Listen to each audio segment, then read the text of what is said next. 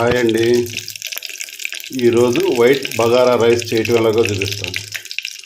ముందుగా గిన్నె తీసుకొని నెయ్యి వేసుకుని దాంట్లో కొంచెం జీడిపప్పు,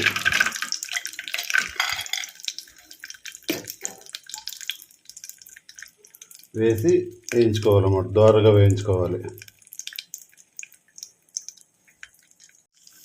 ఇలా నేతిలో జీడిపప్పు వేయించుకొని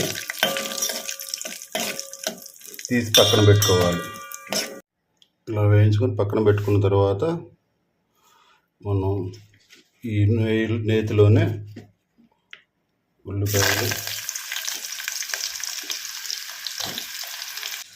ఉల్లిపాయలు, పచ్చిమిర్చి,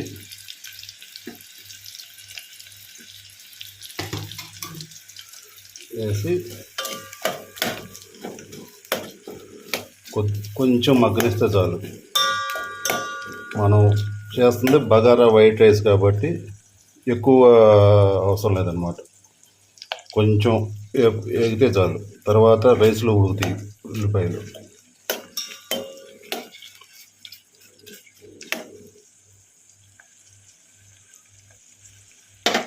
వీటిలోనే కొంచెం దాల్చిన చెక్క, 6 లవంగాయలు, 2 యాలకులు, మరాఠీ మొగ్గ,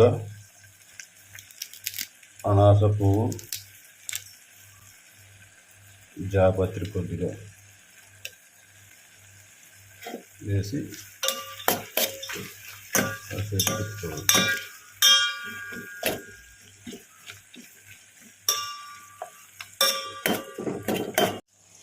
ఇలా వేగిన తర్వాత అల్లం వెల్లుల్లి పేస్ట్ ఓ ప్యాకెట్, చిన్న ప్యాకెట్, 5 రూపాయల ప్యాకెట్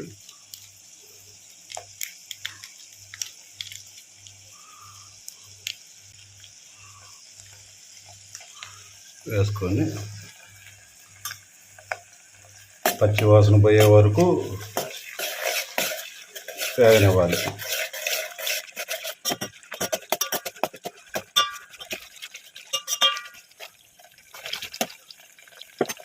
దీనిలోనే పుదీనా, కొత్తిమీర వేసేసి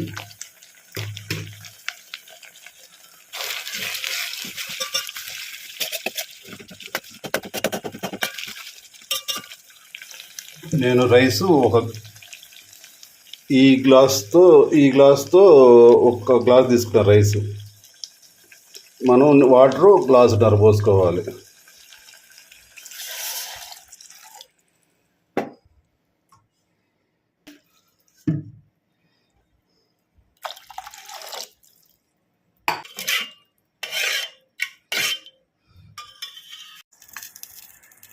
ఇలా నీళ్ళు పోసుకున్న తర్వాత సాల్ట్ మన టేస్ట్ సరిపోను వేసుకోవాలన్నమాట. వేసుకొని కొద్దిగా నీళ్ళు మరగటానికి మూత పెట్టుకొని ఒక 5 నిమిషాలలో మరుగుతాయి వాటర్. ఈ లోపల అరగంట ముందుగా నానబెట్టుకున్న బియ్యం అన్నమాట శుభ్రం చేసి అటు పెట్టుకున్నాను. నీళ్లు మరగంగానే దాంట్లో వేసేయాలి. వాటర్ ఇలా మరిగిన తర్వాత మనం ఈ బియ్యాన్ని దీనిలో వేసుకొని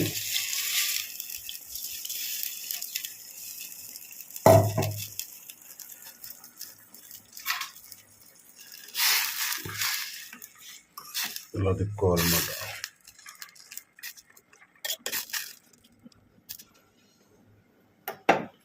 దీనిని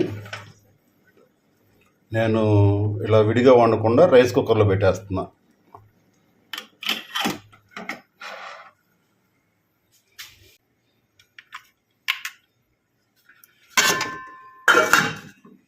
రైస్ కుక్కర్లో పెట్టేశాను అన్నమాట. చూసారా, కుక్కర్ ఆఫ్ అయిపోయి ఎలా ఉడికిందో. వైట్ బగారా రైస్ రెడీ అయిపోయింది. దీని మీద మనం ముందుగానే వేయించి పెట్టుకున్న జీడిపప్పు వేసుకొని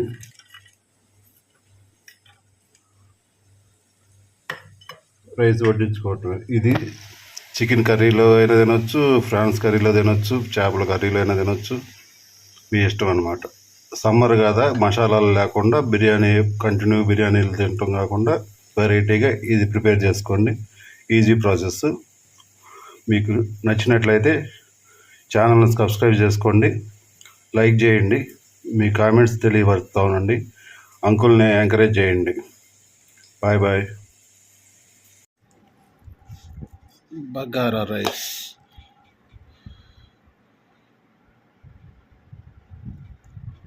నేను ఫ్రాన్స్ కర్రీలో పెట్టుకుంటున్నాను అనమాట.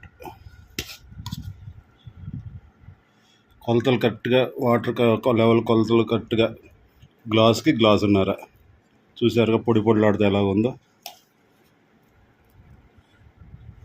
సమ్మర్లో బిర్యానీలతో అవసరం లేకుండా అప్పుడప్పుడు ఇలా ట్రై చేసుకుంటే బాగుంటుంది.